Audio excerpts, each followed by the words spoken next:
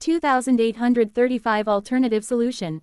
Cassie slowly surfaced from the torrent of visions bestowed upon the Lord of Shadows by Weaver, the demon of fate. All around her, the vast vortex of glistening memories was spinning in the darkness with startling speed, their trails fusing into strings of silver light. She strained her will to keep the ocean of memories at bay, her entire being trembling from the pressure. At the same time, the seeds of corruption were slowly taking root in her soul. There had been no concept of time in the dark ocean of memories before.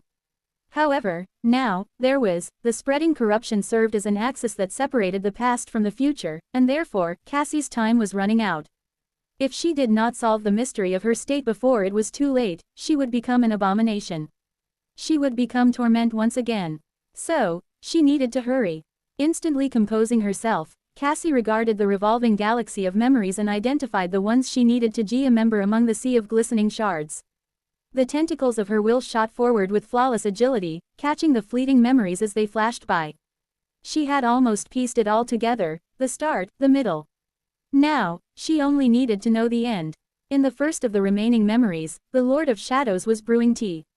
They recently returned to the Dream Realm, having spent an exhausting amount of time dealing with the immediate aftermath of the Council at the Immortal Flame Manor. The news of what Astarion had said was spreading across both worlds, and the foundation of the human domain was shaking. The situation looked grim. Sunny was incredibly frustrated himself, but he knew that Nephis would be feeling worse. So, he brewed 2 cups of calming tea and brought them to the table. Pushing a steaming cup toward Nephis, he studied her for a moment and asked, "Are you angry?" She looked at him with a stony expression. "Why would I be angry?"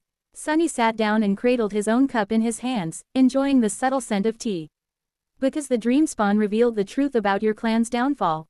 There is nothing shameful about it, naturally, but no one likes to appear weak. And you dislike it more than anyone." Nephis stared at him silently for a few moments. Eventually, she looked away and said in an even tone, "I'm happy to appear weak as long as it benefits me. What's wrong with appearing weak? The weaker you look, the more likely the adversary is to underestimate you." Sunny smiled faintly. That sounded suspiciously like something he would say, making him feel like he was rubbing off on her. "I guess there is nothing wrong with it." The revelation of how Broken Sword had died and how the Immortal Flame clan had fallen was not that harmful for the Longing Domain. Neither was the truth of how Nephis had schemed and deceived countless people to eliminate the sovereigns. Astarion had not meant to harm the idea of changing Star with these scandalous claims, to begin with. He had merely offered them as provocation. It was the last truth he revealed that served as the true attack, the truth of how Sunny and Nephis had been willing to risk numerous lives in order to bring down the King of Swords and the Queen of Worms.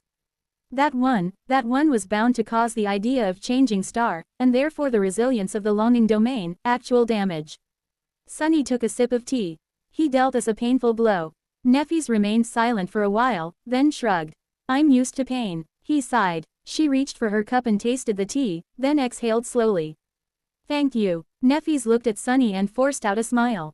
Then, she asked in a calmer tone, "When is Cassie returning?" An incarnation of Sunny was hiding in Cassie's shadow, so he was aware of where she was at all times.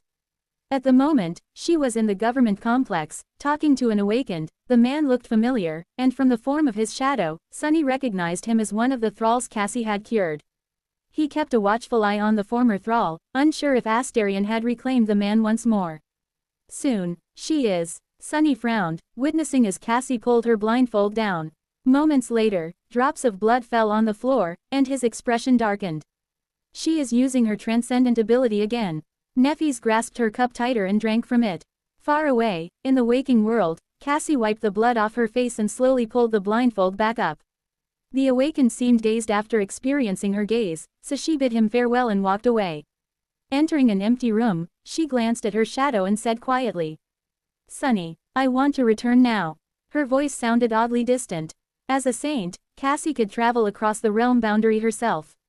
However, she could not take Sunny, who was hiding in her shadow, with her. That was because his soul was supreme, and contained a vast legion of shades within itself on top of that.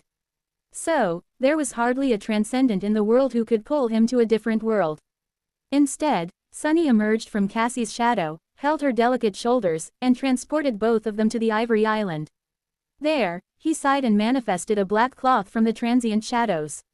Raising it to her face, He carefully wiped off the blood smeared across it. I wish you would stop doing that. Hearing him, Cassie lowered her head.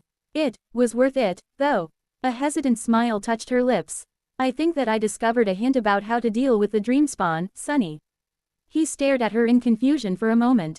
Then, he silently pulled Cassie into the shadows and brought them both to the room where his other avatar was drinking tea with Neffys. The avatar had already brewed the third cup. Cassie gulped it down in one go and faced them with a subtle hint of nervousness.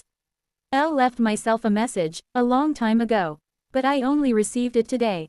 Sunny raised an eyebrow. Was that message similar to the one Cassie had sent herself in order to find him after the tomb of Ariel? The message that had led her to the door of the brilliant Emporium. She took a deep breath, and then said in a solemn tone. That message told me how to defeat the Dreamspawn. Sunny and Neffys both stared at her, unconsciously holding their breaths. Cassie remained silent for a few moments. Then, she coughed. It's just that. She paused briefly. It's just that I don't think I understand what it means. Sunny and Neffys stared at her, then looked at each other. What is the message? Cassie leaned back, hesitating. It's a question and an answer. The question is, how does one defeat an idea that spreads like a plague?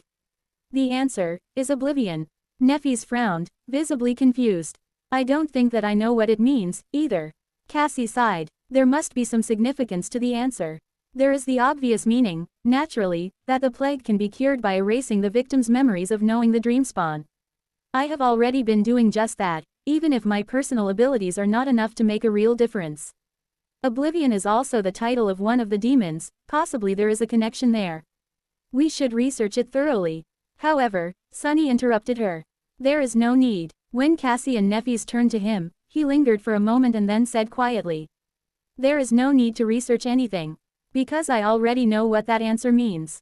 It was the description of the estuary key, after all, of a memory Sunny himself had created. Or, rather, of a memory created by the Mad Prince.